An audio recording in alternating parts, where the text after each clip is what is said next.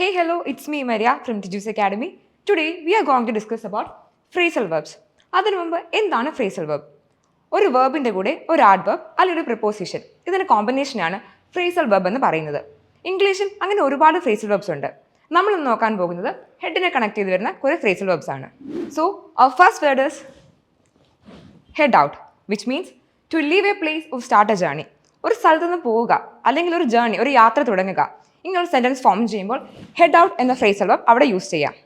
Next one head for, which means to go in a particular direction ഒരു specific ഡിറക്ഷനിലേക്ക് ഒരു പ്രത്യേക ദിശയിലേക്ക് പോവുക എന്നാണ് ഈ വേർഡിൻ്റെ meaning. Third one is head up, which means to lead or to be in charge of something എന്തിനെങ്കിലും നയിക്കുക അല്ലെങ്കിൽ എന്തിൻ്റെങ്കിലും ഒരു ഹെഡ് പൊസിഷനിൽ ഇരിക്കുക ഇൻചാർജ് ആവുക അങ്ങനെയുള്ള സെൻറ്റൻസ് നമ്മൾ മേക്ക് ചെയ്യുമ്പോൾ ഹെഡ് അപ്പ് എന്ന ഫ്രേസൽ വെർബ് അവിടെ യൂസ് ചെയ്യാം.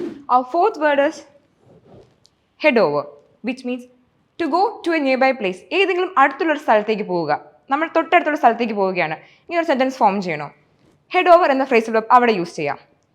Last word is head into, which means to enter a place or to get involve in a situation എന്തിലേക്കെങ്കിലും പ്രവേശിക്കുക അല്ലെങ്കിൽ നമ്മളായിട്ട് ഏതെങ്കിലും സിറ്റുവേഷനിൽ പോയി ഇൻവോൾവ് ആവുക ഇങ്ങനെ ഒരു സെൻറ്റൻസ് ഫോം ചെയ്യുമ്പോൾ ഹെഡ് ഇൻ ടു എന്ന ഫ്രേസൽ വെർബ് അവിടെ യൂസ് ചെയ്യാം. ഈ ഫ്രേസൽ വെർബ്സ് ഒക്കെ എവിടെ ഏത് സിറ്റുവേഷനിൽ യൂസ് ചെയ്യണമെന്ന് നിങ്ങൾക്ക് മനസ്സിലായെന്ന് വിശ്വസിക്കുന്നു. സോ ഇനി സെൻറ്റൻസ് ഫോം ചെയ്യുമ്പോൾ ഇങ്ങനെയുള്ള ഫ്രേസൽ വെർബ് സ്കൂളിൽ ആഡ് ചെയ്യാൻ ട്രൈ ചെയ്യുക. For more informative videos do follow Tiju's academy. ഉറപ്പാണ് വിജയം.